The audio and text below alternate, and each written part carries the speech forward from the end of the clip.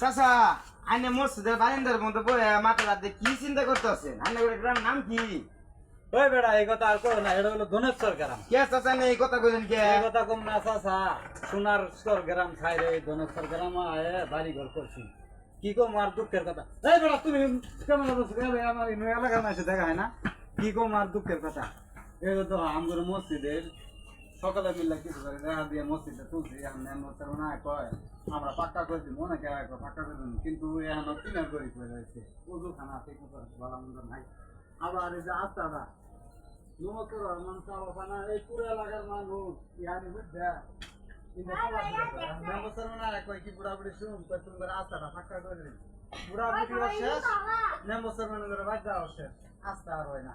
তে মনে করলা যখন একটুখানি বৃষ্টি হয় এই রাস্তার মধ্যে এই যে মুক্ত পানি হয়, হওয়ার পরে মনে করলা এই পানির কোমর ভাঙ্গে মানুষ যায় বাড়ি। দুঃখ শোয়ার চাষা মাইস্টের জায়গা আছে না, আমার দুঃখ শোয়ানোর জায়গা নাই, এই জন্য হলো এটা ধনেশ্বর গ্রাম না। সে যাক কোথায় বলতে থাক, এখন হইলো মাইসের দিন কইরা কাম কইরা আজ করে বিশ্রাম নেয়। আর আমরা কিন্তু দরিদ্র এলাকার লোকে কি করি, আজ করে বেসলা কান্দ করে নিয়ে সারা রাত কাম করি, দিন করে ঘুম পাই, বাড়িতে রাত্রে বউ বুলান ভাড়া দিয়ে যায় বাড়ির কাছে।